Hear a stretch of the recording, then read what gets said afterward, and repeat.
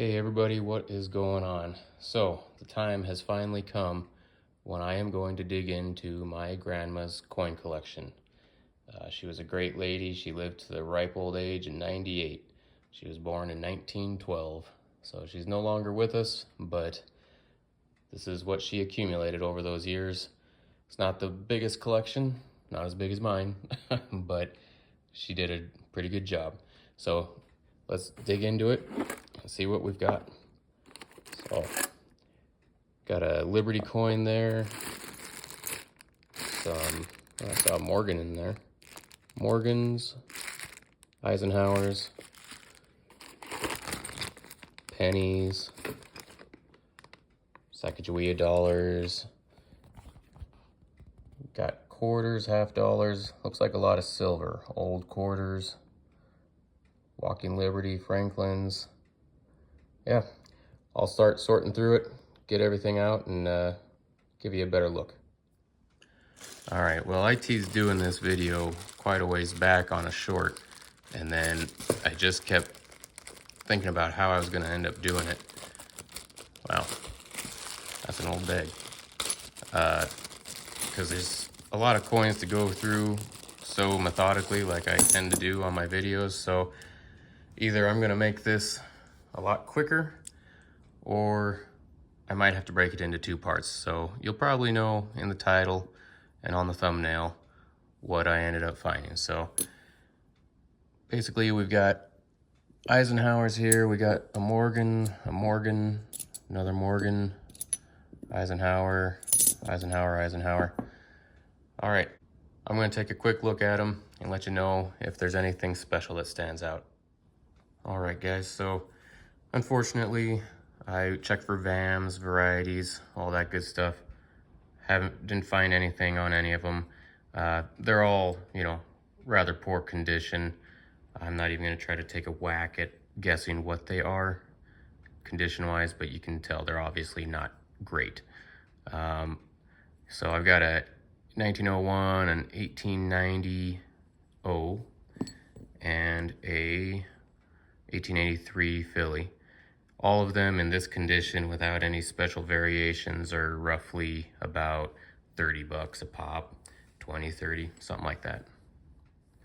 If you like Morgans, I have a few videos of Morgans. I have an extremely large Morgan collection, over 1,300 Morgan dollars, and I'll add a link to that video right here. And I also have some nice Morgans that I've gotten back from PCGS grading, and I will put a link to that one right there, right now. All right, so we've got these Eisenhower dollars here. These are all the bicentennial. They're all type 2, and the difference is the S here at the end of states. The bottom of the S flares out a little bit more on the type 1s, so they're a little bit more rare. Bicentennial, condition-wise, I'm not going to go through each one. They're not horrible. They're probably AUs, almost uncirculated. So each one of them is probably worth right around $3, 3 to 5, something like that. Nothing fancy. These two babies here, I got a 77D and a 78D. Condition-wise, again, probably, high unk, 55 to 57, something like that. Or no, not unk, sorry, AU. So anyway, that gives them about a $1 value, the same as their face value. So unfortunately, nothing special here, but not something I'd throw away anyway. Once upon a time, down the road somewhere, it might be worth something. I just don't get rid of coins. Okay, next up, she had some of these Sacagawea dollars. They aren't phenomenal condition. Couple of 2,000 Phillies. Nothing special about them whatsoever, so got $2 there.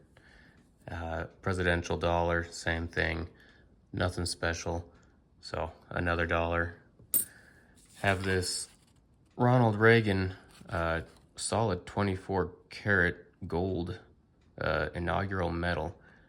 I have no idea what that's worth. Probably slightly over face value of gold. So I don't have a weight on here anywhere. So yeah, not something I'm gonna dig into right now for the sake of keeping this video short. Then she's got this Kennedy bicentennial. I honestly haven't looked at it closely yet. Let me take a closer look. Nothing spectacular about this as well. Not the best quality. I mean, certainly not horrible. Probably AU 55-ish, something like that. But yeah, 50 cents, I'd say. I'm sure it's worth a little bit more than that if you were to get it slabbed and all that, but I'm not.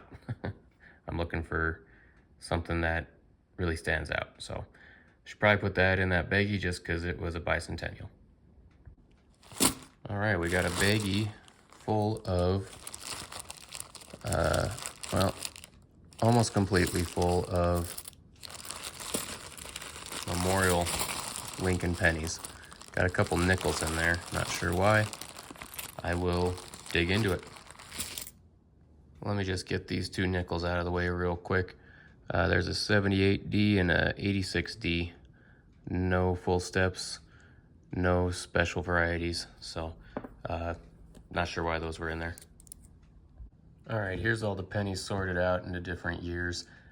There's a metric buttload of 89Ds. Not sure why, maybe it's just luck of the draw, but I'll sort through them, see if there's anything that stands out. Well guys, I went through it with the loop.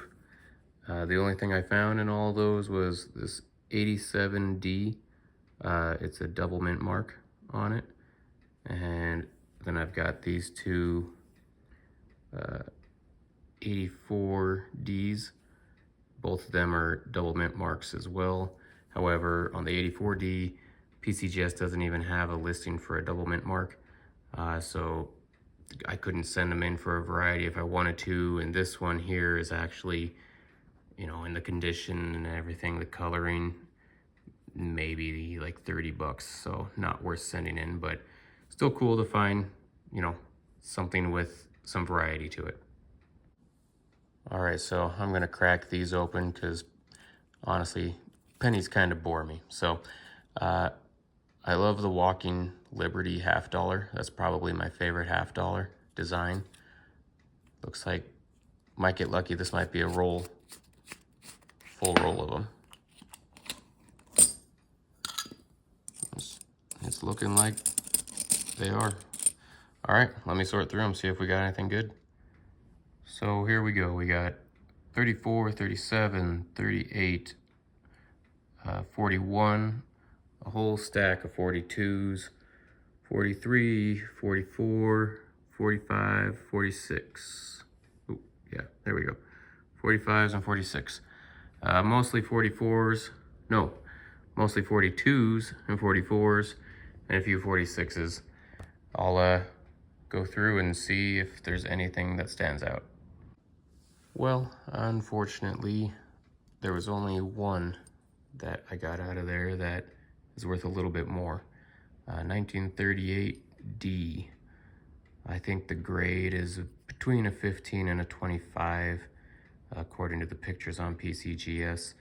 That would give it a $100 to $125 value, so that's not too bad. All these other ones, though, just because of the grade, so if they were all 65s, they'd be like $150, $120 coins. I've got 22 of them, and each one is between, in the grade that they are, roughly between $15 to $20 each. So this is a little bit interesting. She had this in a tube, just sitting there. It's a British half sovereign, 1895. That's about a $250 coin, going for around that on eBay. So gold struck it rich. Well, thank God, guys, we have Band-Aids. Nobody, and I mean nobody, is dying today. wheat pennies. All right, so I sorted them all out. I got 40s, 50s, 30s, and one from the 20s. Also have this here. It is a Deutschland, no, this was Hong Kong coin, 10 cents. A 1950 Deutschland Pfennig, and a one set 1960 Canadian. Don't know what any of that's worth, probably not much. Okay guys, that took forever. So what I got out of it is 1955D. Another 1955D.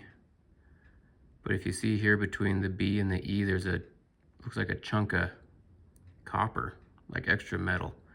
I'm not sure what that is. And the same with up on this one. Same with 1955D. A big old chunk of extra copper between the U and the S. This 1955D, I believe, is a double D. I'm gonna have to take a closer look at these. I don't understand what that is about these two. I don't know if that would be considered a mint error or what. So I gotta research that better. These ones here, I believe it's a 1951D, 1951D also, and a 1951D. I think these might also have repunched mint marks. I'm not 100% sure what a repunched mint mark looks like as opposed to a double mint mark. So I just need to do more research. And then this is a double S or something like that. I can't remember. It took me forever to go through these, but yeah, I think that's what I've got anyway. So I'll go through them. If there's anything really good, I'll probably throw a little bit of a video in, but that's the best of the best of a very long sorting process through wheat pennies. All right, so here we've got some nickels. I'm pretty sure I saw a war nickel in there earlier, but yeah, they're 1954. She's got these things labeled and marked, but I've noticed that it's not always correct and there's some mistakes, but yeah, we'll go through these. So she's got some buffaloes, some buffalo nickels, and were some war nickels in there I saw, and there was a, oh yeah, Canadian. Not sure why that's there. I'll let you know if I find anything good. All right, guys. So what did I find here? I found, this is a 1954 D, Denver, and it's a D over D mint mark, or mint error, or whatever you want to call it. Double D at any rate. I would only grade it at a 10 to 20, and that's only $25 to $60, but originally it was only worth 5 cents. Okay, this one is a 1964 Philly, and the reason I pulled this one aside is because Monticello is actually doubled. Again, hard to see here, but yeah, it's definitely doubled. However, there is not a double listing. There's not a variety listing for that. So even on the Variety Vista, I went there and they don't have a listing for it. So this one I might actually send to Variety Vista because they actually have little disclaimers saying if you find something to let them know about it. So I might send it to them and see what they think. Over here, we got two 1964 double Ds again. So anyway, not the best quality, but it's something. Next up, we've got Franklin half dollars, 90% silver. Oops.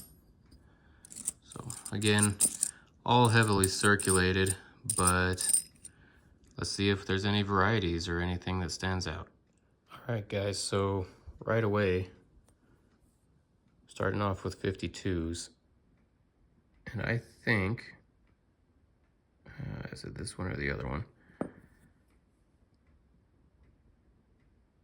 One of these guys, I think it's this one. This might be a Bugs Bunny variety. But all said and done with the quality, like a 64 is I think 185 bucks. So this is not anywhere near a 64. This is probably down in the 30s or even 20s. And it's just not going to be worth sending to PCGS. However, worth more than a normal one. So that's kind of cool. Well, guys, unfortunately didn't find anything other than that Bugs Bunny. But there's 17 of them, and the bottom end on these seems to be between $10 and $15 each. So it adds up, and it's still fun to just go through, see what we got. Well, guys, I've been at this for about 4 hours now, and I'm only about halfway through the coins, and there's still a lot left in the bucket. Got a lot of proof and mint sets. I think the video is not going to be anywhere near 4 hours. You might get like 5 minutes, 10 minutes out of it. But I think what I'm going to do is either 2 or 3 parts to this. So I'm probably going to do a second part for the coins, and I'll do a third part just doing the proof sets and the mint sets. So yeah, sorry I couldn't get more of it squeezed in here, but it just takes a lot of time for me to do all this stuff, and it's very time consuming on my end. I got a full house, and the only way I can do these is when the house is empty. So yeah, I'll get a second part and a third part up here as soon as I can, but for now. And also, if you're viewing this a lot longer after it came out, I'll put the link in the description to the other 2 videos. It's sure nice if you like my video and subscribe if you don't want to miss those other 2. And yeah, I'll get them out there as quick as I can. Thanks a lot, guys.